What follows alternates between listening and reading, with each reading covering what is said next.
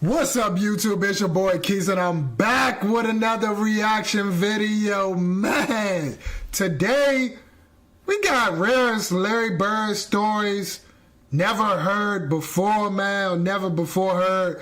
Bro, I got the desktop, bro, so we at 1080p, man.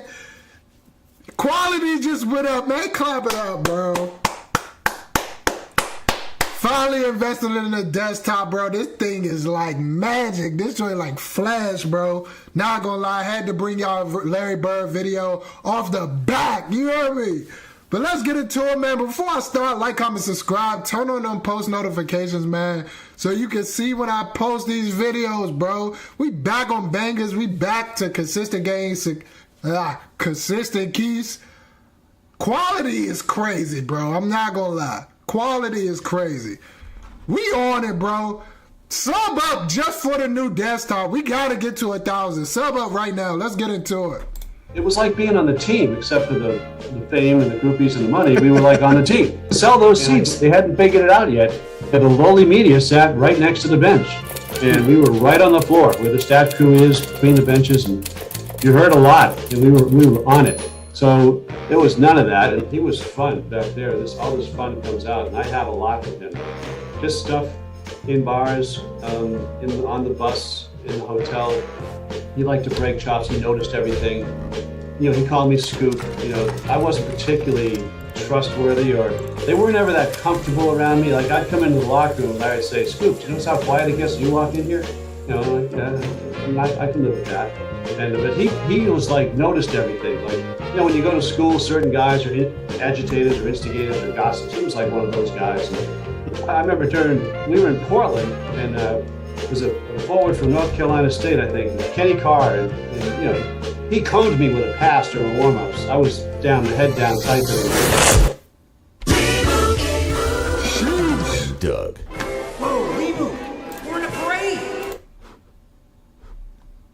Pass got away and blasted me in the head. My glasses broke and flying off, and Kenny Carr came over to Polly, and Bird's at the other end. He noticed everything. He saw that. He couldn't wait to hunt me down in the bar that night back at the hotel. And he got like 47 against the Trailblazers, but all he cared about was getting in my face. He says, "Hold on, y'all. Hold on. Let me go back." He got like, look at the Converse, y'all. Look at the Converse. Them joints look like they was leather. Them joints look like boxing shoes a little bit. Or who? Them joints look like boxing shoes, y'all. But that's what he was giving people buckets in, with the fat tongue, it's a 99 on the side. Them joints is crazy. Them joints look like boxing shoes, bro. He's giving y'all smoke. Giving y'all smoke with the boxing leather shoes on, bro. He's getting crazy. Like 47 against the Trailblazers, but all he cared about was getting in my face. He said, "Scoop, I saw that. You were pissed." He says, "Your glasses went flying," and the whole thing. You know how he gets. So it was that kind of like back and forth stuff. And so I just I made every effort with Larry. I have his cell phone. He's turned off the faucets, and this should be obvious to you guys, but I guess if you pay him and you do a commercial or something, he appears. I'm glad, because I was worried about his health. I know he became a granddad and he's Social Security eligible, and you know, he's got a no-show job at the Pacers now, but most of the time in Florida. We see him at a spring training. He likes the baseball. He comes over to Fort Myers. Hey, don't get him messed up. They said when he was working with the Pacers, he came out in a suit and all that, start wetting up threes, and then walked off, bro. He probably could still shoot to this day, dog. I want to see a new video of Larry Bird shooting the basketball. What y'all think? Y'all think he can still shoot, man? Let me know in the comments. Do y'all think he can still shoot, bro? Every now and then. And, you know, Indiana, but the kids are grown. I think his daughter works for the Pacers. Just like I said, shut off the faucets. Max couldn't get him to help him with his book. I mean, I would take that personally. If I played with him for 9 years, whatever, and won 2 championships, I mean, yeah, that's really shutting off the faucets. And I know that like Bob, Ryan, and Jackie, you know, they both did biographies with Larry. They would stay at his house. They were in the inner circle, and he's not returning their calls either. So I didn't take it personally. He wasn't calling me back, but it helped a lot. He did not warm up to strangers well. I understood that. He's shy, and he didn't like thinking people were trying to buy him or everybody needing something from him, and pushed back on that. He wouldn't have been a social media guy if he were playing today. He didn't like having his picture taken. He hated it at the airport when he was kind of found a quiet corner and some jackass would go by and say, "Hey, there's Larry Bird." And then all of a sudden people around him and want autographs, and he just wanted his privacy. He used to go to the movies in the afternoon, Chestnut Hill. I'd see him over there. And, of course, we're like, "How come you go to the movie?" Well, number one, it was in the afternoon. There was nobody in the theater, so he could hide out. He had a hat on. And number two, it was cheaper. Matinees were cheaper, which for Larry, that meant a lot. I actually had a road rage incident with him. Imagine that, bro. Imagine being with Larry Bird in the midst of his prime, bro. You getting everything for free, bro. Everybody loves Larry. You don't have to pay for nothing when you with him. You might gotta pay, but he don't. You feel me? I was driving by Fenway Park because he lived in Brookline, down at the end of Route 9 and back there where Hellenic College was. And I was getting near Fenway. I'm coming in on Park Drive, turning onto Boylston Street. This giant Cadillac is being a real dick the way this car is driving. It was almost as if the car was trying to provoke me. I was flaring. And, all of a sudden I roar up against this guy and I look over and it's him. He picked me out. He saw me. So he was messing with me in traffic. He loved that he got under my skin unknowing that it was him. I mean, that's stuff that used to happen. Well, the Celtics had a guy named Rick Roby, who was, he's from Kentucky.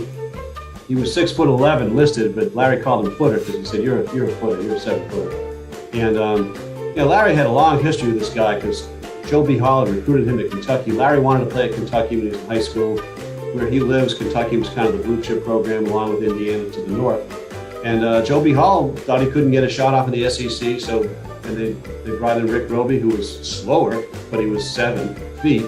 And they won a national championship with Roby, and so they ended up with the Celtics together. Roby's, to this day, still a good old boy, drinking buddy, Kentucky. Ended up moving to Florida, of course, and his son played football for the Gators. But Roby ran with Larry. They were like-minded guys. And, of course, Roby was only playing like 8 minutes a night, and Larry had to get out there. And so Larry was the one paying the price for this lifestyle that they had on the road. And Red traded Roby for Dennis Johnson. He got a Hall of Fame guard because Phoenix they gave up on this guy way too early. The coach didn't like him, and Red sees that opportunity. He needed a physical guard. He gets a Hall of Fame guard who's coming into the prime of his career for Rick Roby, who played, another year or two, never did anything. Good guy. But it wasn't just the basketball. Part of it was to get Roby the hell out of town. And Larry was MVP the next 3 years. It was not So that was his drinking buddy. He was a bad influence on him, bro. Yeah. They had to get Buddy out of there because we want Max Larry Bird. We got to get bro out of here. No cap. A coincidence, it was a dual effect trade, bringing in an all-star guard and getting rid of the guy who was keeping Larry out at night. So that was part of it. Maxwell Max will tell you, Max had the routine. There was the McDonald's across the street. I don't know if it's still there on Causeway, but there was. And so he'd said, Francis O'Brien could tell you this, the ball boy is still there. He's 70 years old. They'd go get bags of hamburgers, and Max would eat a bag of hamburgers before the game. And, we wrote about that, and I, Larry's like, "Don't be writing about that. People think, we don't take care of ourselves." He says, "That's the worst part of this job," he says, is staying in shape and, conditioning and diet and all that. He says, "I'll tell you," he says, "when I'm done playing, I'll be the fattest fuck you ever saw." He says, "because I have no intention of staying with this regimen." He said, "It's too hard." And he said, "I'm just as bad as Max or anybody else." And then one year he hurt his back.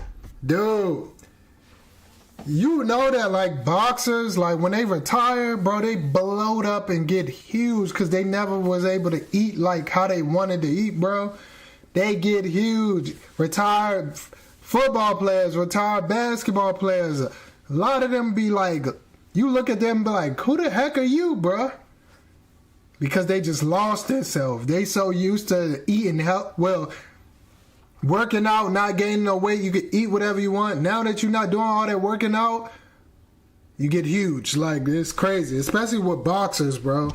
And this was a little later, and he was away from the thing for a couple weeks, and he gained, I don't know, he said, I gained like 7-10 pounds while I was shut down for those 2 weeks. He said, I was eating wedding cakes every day.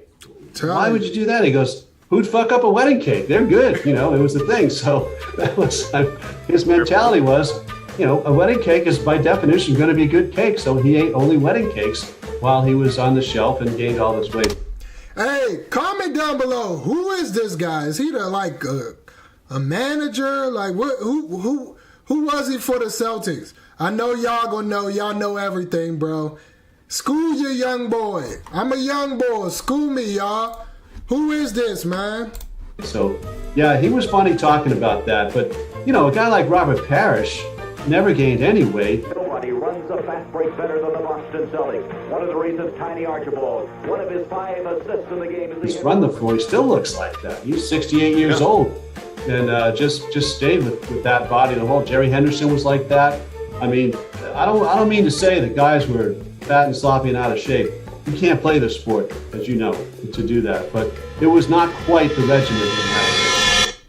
Man, I feel like the NBA was totally different back then. They was drinking, getting drunk, doing all type of stuff, and still coming and hooping, bro. These young kids nowadays, they might smoke, drink a little bit, but they gym rats, bro. They going at the gym crazy, working out crazy, training crazy, bro. It's different times.